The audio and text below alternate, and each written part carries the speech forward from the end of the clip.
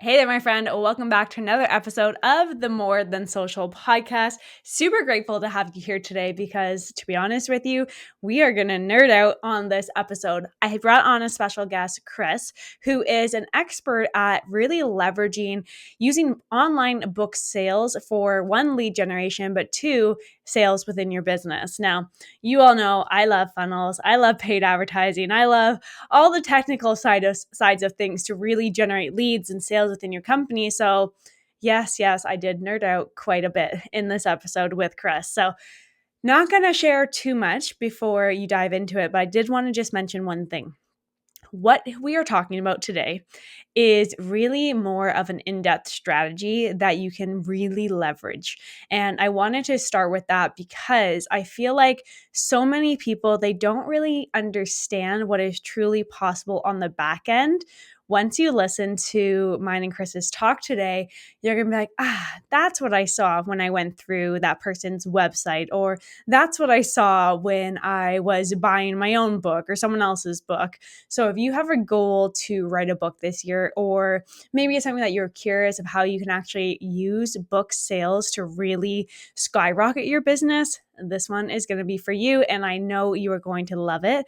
If you have zero interest in starting your own book or writing your own book, I still want you to pay close attention because this is going to spark some new ideas of how you can actually market your business online and even give you different ideas of what you can be doing from a paid advertising side of things. So I'm going to leave it there. Let's dive right in. Let's bring on Chris. Hey, Chris, welcome to the More Than Social podcast. Hey, Lisa, thanks for having me.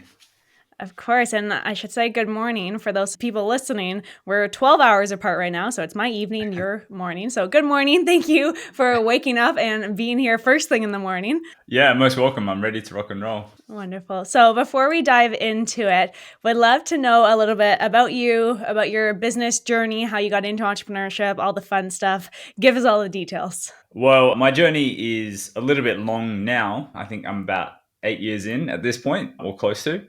But essentially, long story short, out of high school, I worked in the iron ore mining industry and did an apprenticeship and became a qualified tradesman there. And after 4 years, I basically had enough and started reading different books around property investing and then entrepreneurship. And, some key ones for me were like Rich Dad Poor Dad and then Cash Flow Quadrant and 4 Hour Work Week and stuff like that. And essentially, like, one book would lead to another thing that just kept opening my paradigm of what was possible in the world. And in the last year working in that industry, I was just reading a book a week kind of thing. So I just was consuming and going deep.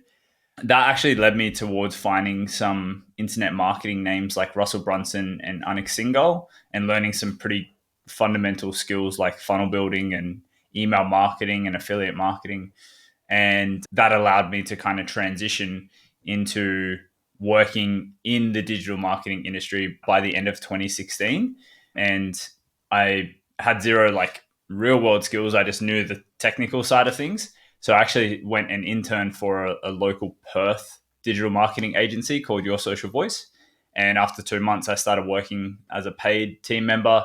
And then after a year and a half of that, I became a partner with the business owner in my own business. And it's pretty much been no slowing down from there. That business was focused around sales funnels and conversion rate optimization. And about 2 years ago now, so around April 2022, I actually transitioned that into what I'm operating today, which is Smart Author Media.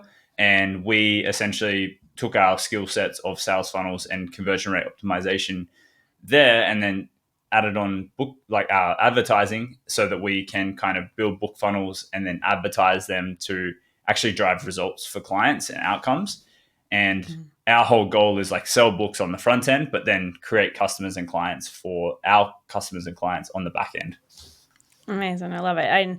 I completely can relate to that whole journey with finding the affiliate marketing, kind of getting your feet wet in the industry, learning all the ins and outs with funnels and emails and everything. And then now starting your own thing. So interesting that you were in trades and now you are an entrepreneur. Do you see that happen often? Or is people in the trades world, they're like, oh, let's stick to trades?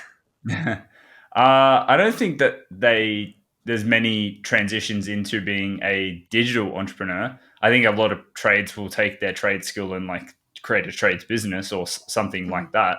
Like we had someone who had the same qualification as me, and he went and started a gate manufacturing company. So like that kind of stuff I think is common, but certainly not from a digital perspective. I've always been a little bit more like brains over physical labor kind of person. And so I wanted to use my brains a little bit more.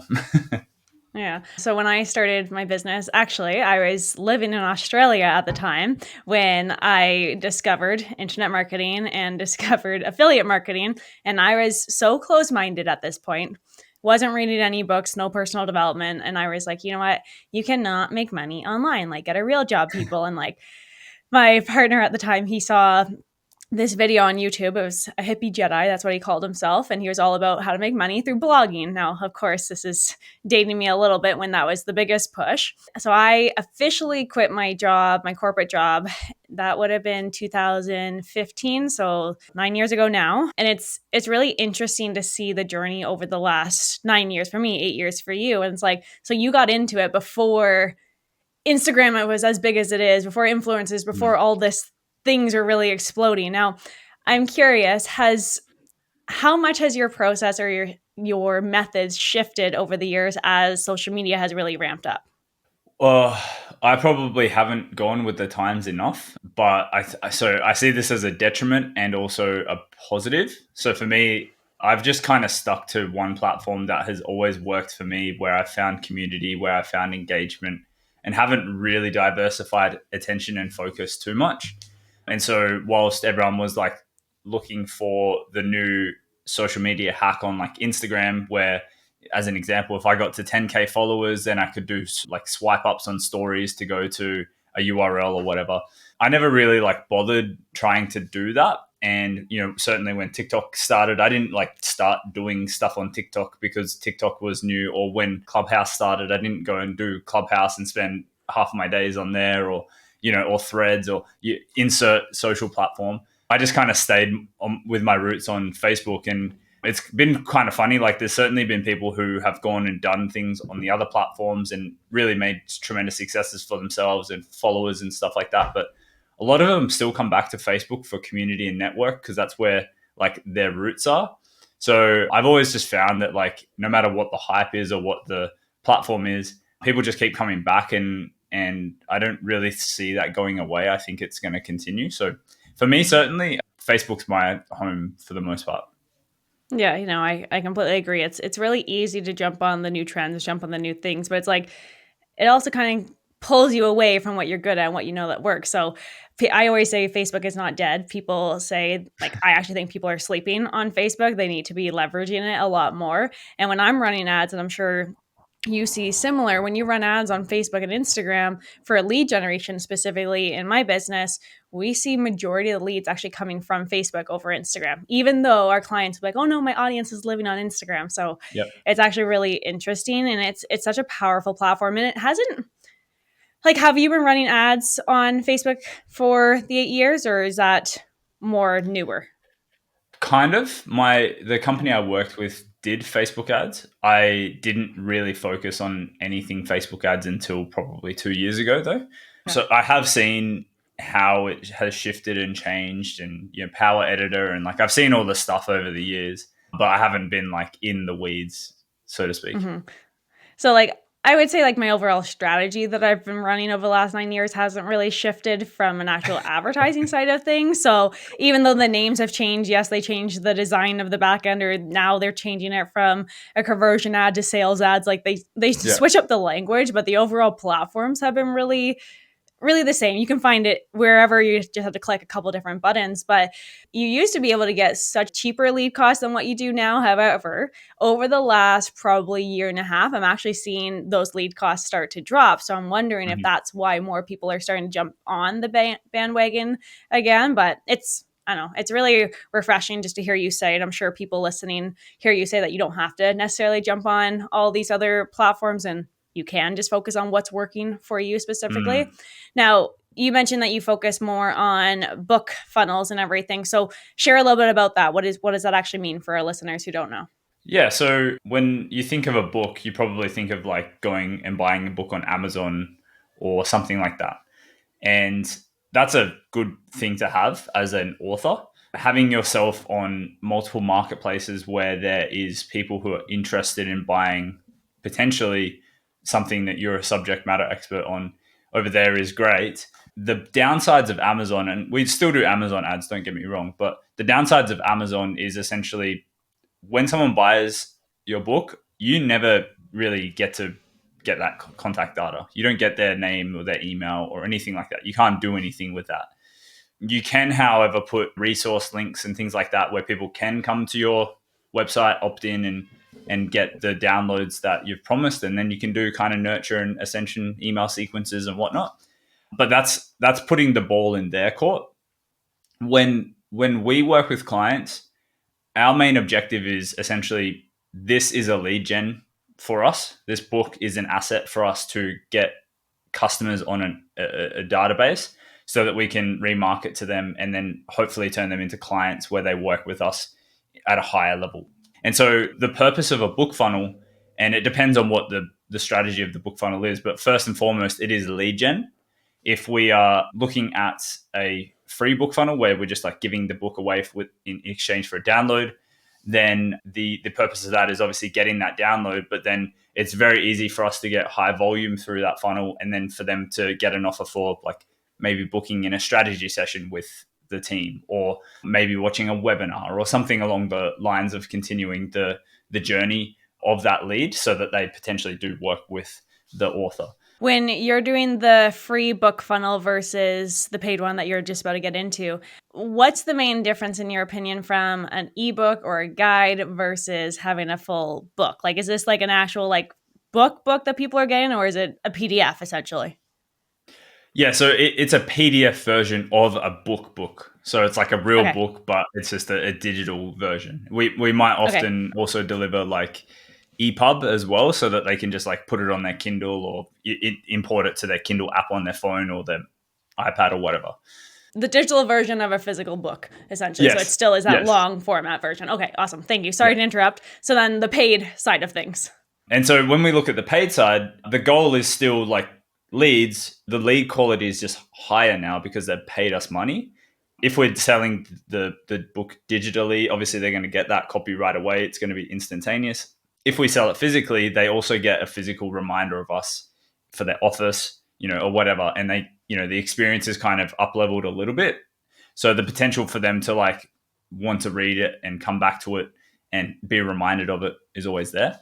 The second side to the paid book funnel approach is we can now look at upsell offers through the process. So they might buy an order bump from us, which is like a little checkbox on the order page where they check it off. That adds something to their order right away.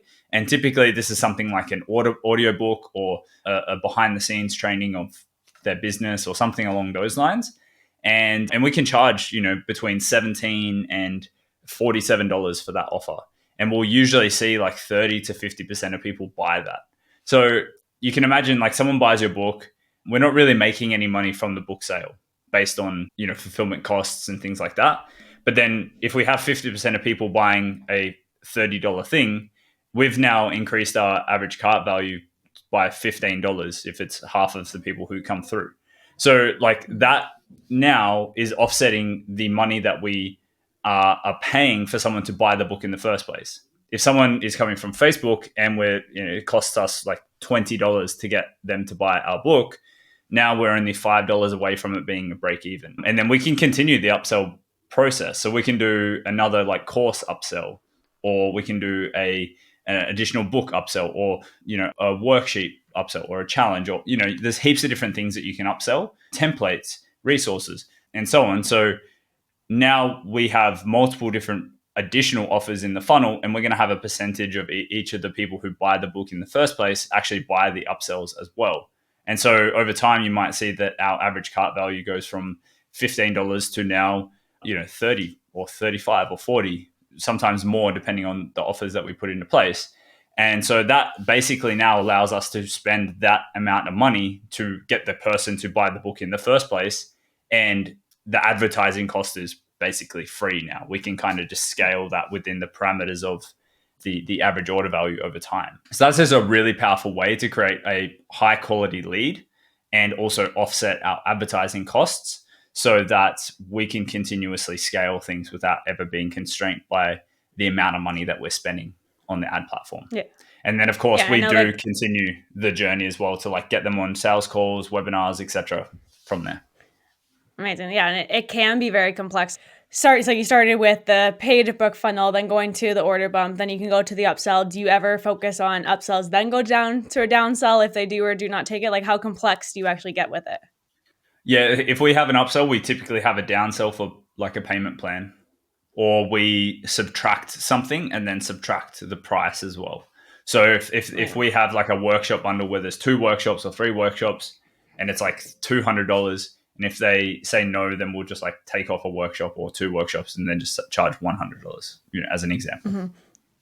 Now, there's lots of different strategies that you can do on the front end, and I'm curious if you've tested these. So I've seen get the book for free. You just pay for shipping. That's obviously a physical book versus the digital version of it. Then I've seen people do like a book for like $4.95 or $14.95. Like, have you found like a sweet spot? I know I'm talking about digital versus actual physical book, but have you found a sweet spot from a strategy that converts the best on the back end?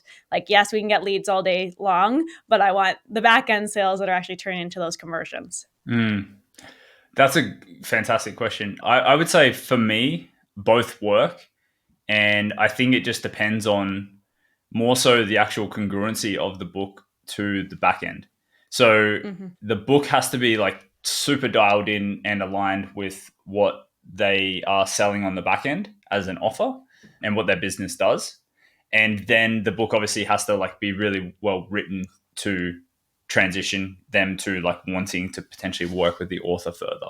So, but we definitely have people who don't even read the book and they sign up for a strategy call based on like the VSL that's on the page after they buy. And we definitely over time then see people who do get the book, they read the book, and maybe after a month they might reach out to work with them, or after 6 months they might do so, or after 12 months. And I've even heard people, 2 years, 3 years after they buy the book, they're like, cool, I want to work with you now. And the book was still the intro point for them. So, but from a pricing strategy, if we're doing physical, I always just default to a free plus shipping offer to begin with, because I think that's what I've seen work really well in the marketplace. I've got a client now that has an older demographic, retirees, and they think that that's like scam bait essentially. So we actually flip it. We just go like, hey, it's $19.99 for the book and it's free shipping. So, I've also seen offers where they basically flip it where it's like the book is this and then you also get free shipping instead of the book is free and you get X shipping. So it's just a different switch. And then from a digital perspective, anything like $10 or less, like I call this just like throwaway pricing. So $4.95 is usually used for a lot of people because it's like it's hard to say no to. It's a really stupid low price, and you'll really easily be able to get people to buy the book. From my perspective, it's like we want people to buy the book, and that's a good qualifier, but we want as much volume as well. And if people are out there charging $20 for a digital book, you're going to get less volume just straight up than people who charge $5, in my opinion. And that's going to increase the cost per acquisition, getting people to buy the book in the first place, which is obviously going to decrease also the upsells that potentially are going to get taken. And then, the other people seeing your other offers, like your strategy session and things like that. Can we dive even deeper into this? So let's just pretend that someone's doing the $4.95 book, then it has the order bump. Let's just say price point, let's just keep it to 17 just to be simple. Then for the upsell piece, so for our listeners, you see a page, you buy a book, you say, yes, I want the templates to go with it. Now you land on a different page that's going to sell you something else. Have you found like a sweet spot from a pricing standpoint for that first upsell that you send them? Yeah, so if we have multiple upsells like this, I always put the highest price one first, because people don't yet have buying fatigue as they're going through the funnel, because it's only the first upsell. If we wait till the last step to charge or like have a $297 offer as an example, then they're probably going to be like, oh man, I've already spent all this money, or like stop giving me offers and this one's now even more expensive. Like they're going to be like upset at that point. So just straight up from a strategic perspective, highest price upsell offer first, then you go down from there. But typically, like I like to do this a little bit higher. So I'll go between, and it depends on industries, Lisa. Like some industries obviously don't buy as high price things, but for the main industries that I've worked with, like property investing and expert industries, like people selling courses and digital offers and masterminds and things like that, we've seen between $97 and $297 work quite well. And then if they say no, then basically offering like a 2-pay or a 3-pay option for those offers. And it's usually like if it's $297, we'll probably do 3-pay, like 3 monthly payments of 100 as an example. Yeah. So that's kind of the first price point. And then the second price point, we would go down from there. So it's obviously based on what the first price point is. So if the first one's 97, then we'd probably do 47. If the first one's 197, then we'd probably do 97, and so on. Mm-hmm. So it's probably usually like half the price of the first one. Okay. It's so cool. Like obviously I've been doing funnels and everything too. So it's amazing what you actually can come up with in the strategies. Like I feel like a lot of people, they look at a very high level, they'll do the first page, but they forget about all the additional upsells and downsells that you can do. And you're leaving so much money on the table. So I love what you're doing. I love what you're saying. Thank you so much for being really actionable. I do want to dive into the ads a little bit. So we obviously both run Facebook and Instagram advertising. And when you are running it, let's stick with the paid version of a book, not the free version. If we can stick with the $4.95 or $4.97, whatever example we just did. When you're running ads to it, are you running ads directly to a cold audience, or do you find that you need to have a solid warm audience first to get them in the funnel? I am cold all day and broad all day. You know, not hyper broad, but like with detailed targeting, I like aim for at least 5 million in audience size. Mm-hmm. Okay, amazing. And then from an ad budget standpoint, what's like that sweet spot to start with to actually allow it enough time to get through and enough budget to actually get through to know if it's working or not? Yep. So my clients, when they come on, I tell them 1 month at $100 per day. And that essentially gives us budget to test things. Like I'm pretty open. I say like, most likely I don't have the exact answers for what's going to work for your niche, because we sell books, but most new clients that come on, like it's a different niche each time. So like I've got clues from the few dozen clients that I have marketed and have marketed successfully. And I've got hundreds of ad templates that I've made over that time, over the past 2 years. So I do have things that we know work for other industries that we can test, but we still need to go through the kind of hard yards of testing for the month. So what I would basically do is, as I roll out a campaign, $100, I typically look to test 3 things with $100. And it's essentially a combination of like audience and creative. I don't really go too much on testing the copy. I think if you write some good copy, it should work for the most part. And I don't think it's like a massive focus point. To be honest, I think it's a place where people like just generally overcomplicate things and try to get too like fancy and stuff like that. So we'll just write some pretty decent stuff based on the landing page so that it's like super congruent with where they're going to go to once they go from the ad. And then, we'll just basically roll out some creative tests based on some of I've got about 20 to 25 different like creatives that I know like are true winning creatives based on other clients.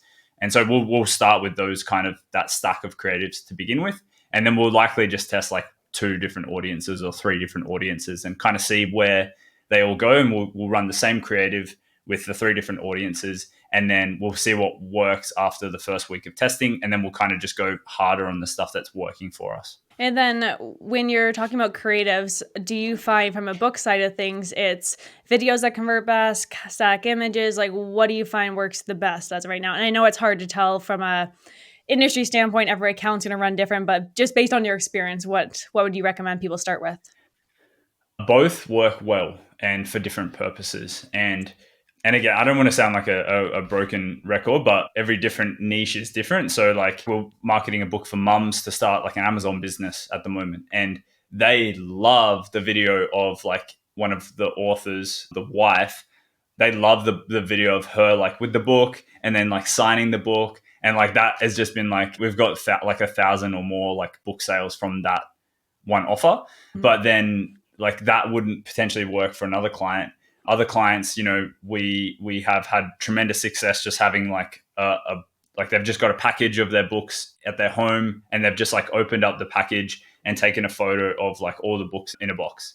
Like that has worked tremendously well for like some of my like internet marketing kind of clients. And then some of my like property investing clients, like I've literally got the book in my office and I just do like an overhead video and I'm like flipping through the pages and like showing the book cover and things like that. Like that typically does work across industries, but that works tremendously well for like one of my property investing clients. So, and then, like we also, just to make the ad creative process scalable and like not super reliant on the client, we just create like 2 to 5 new creatives every week from a graphical perspective for each of our clients, so that we've kind of just got like a machine working without them needing to have any input or take any photos or do any videos or any of that kind of stuff. And so we will, in the midst of like the real life stuff, like the photos of the books or the videos of the books or whatever, we'll just roll out graphical creatives for the books all the time and just try to find winners in that avenue as well. Amazing. Now, how often are you switching out the creatives? And I know that's a question that comes back to actual data, but on average, how often are you changing out creatives? We test weekly, minimum. Through the week, we might find that one of our new tests doesn't work. And so we'll just like turn it off and turn something else on. And usually we allow for like 2 times the normal cost per acquisition price. So like if we're spending $20 to get a book buyer, we'll allow for $40 before we decide if it's a loser or not. And if it is a loser, then we'll turn it off, either turn on an old winner that we haven't run for a little while, or we'll roll out a new one to test. And usually we will also allow for like, let's just say we have $100 a day. We'll spend $70 on things that we know are winning for the client, and then we'll spend $30 on new tests. So that we've always got like a testing budget. And then like once a week on our Monday, we basically will go, cool, let's roll out the new creatives that we're testing this week. And it'll usually be based on like what's running poorly, or if everything's running well, I'll just ask the client, can I have $30 extra? Can I have $40 extra? And then we'll just increase the budget and test a new thing with the increased budget. Amazing. Now, for the individuals who are actually inside of Ads Manager and they kind of know what we're talking about at this point, when you are testing different creatives, are you setting up a whole new campaign on its own, or are you just creating a new ad set altogether? Yeah, so we run ABO, and we basically have one ad per ad set. And so every new test is a new ad set, essentially. So I don't do a testing campaign. We have done and trialed that in the past with like segmenting out like copy tests and targeting tests. And we certainly do test like CBO stuff. So, that's obviously needs to be a different campaign, but that's more of a technical perspective. It's not so much more of a testing perspective. So just generally, we will just duplicate a winning ad set and then we'll change out the creative and rename it. And we'll basically launch that as the new test. Amazing. But we always, and I'll say this, Lisa, we always have like 10 to 15 or 20 new ad sets, like they're ready to test. Like always, like way too much than we need, just so that we never have the scenario where on a Monday we've got nothing to test and we need to like get the assets and create the ad and then wait for approval. Like we never have that as a case. Like early days, like that was a rookie mistake. And today, like we make sure it's a process that never happens. Well, it's like things happen so quickly and the data tells you what's working, what's not working so quickly. So it's like you can turn things on and off really quickly. And it could, if you have to wait, let's say 3 or 4 days for that ad creative to get approved by the client, let's say, all of a sudden you just wasted that 3 to 4 days. So Yep. I 100% agree with that. I'm always on top of that as well. So thank you so much. So this conversation is super fun for me. I love talking about funnels and ads and everything. It allows me to nerd out a little bit, which is awesome. So I appreciate all the tips that you've given us. Would love to know where our followers could follow you. Yeah, Facebook's the main place. You can just search my name. I don't think there's many people like me, but if you do struggle, I've got a photo with me and my family. So you'll see my baby and my wife, and yeah, you'll be able to find me. Amazing. I'll make sure to put the link in the show notes so no one has any trouble finding you. How old's your baby? He's just over 18 months, so 19 months. My daughter, as at the time of recording, she's 18 months on Saturday. Amazing. Very cool. Amazing. Very cool. So how is it running business with a toddler? Yeah, it's intense. I won't lie, but my wife is full-time mum, and I work from home as well. So I'm also able to we do a lot of family stuff through the day, and I'm able to offer some support as well. But she's definitely very respectful and allows me to do work when I need to do work, and has got my back there. So she makes it easier. Amazing. Well, it's nice that you got to be home instead of in the yard doing trade work, let's say. So it's definitely a blessing, even though, yes, I completely agree. It's hard some days, but I mean, for me, I wouldn't change it for the world either. So congrats on running a business and being a parent. It's definitely kudos to all the parents listening as well. It's not easy, but we all are here doing it. So thank you so much for everything. I really appreciate you letting me pick your brain about book funnels. And guys, if you ever need any suggestions from a funnel side of things with paid books, free books, anything like that, Chris is definitely a go-to guy. I know you wanted to give your booking link, right?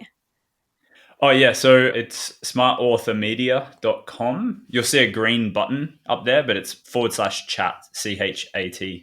Perfect. I will put that in the show notes too. Definitely, guys, pick his brain. He has a lot of knowledge and even more knowledge than what we've even talked about here. We could even get into talking about different button colors and how that converts. There's so much that we could actually talk about. So again, Chris, thank you. Good morning. And thank you for starting your day with us at the More Than Social podcast. Greatly appreciate you. And I hope you have the best day ever. Thank you. You too.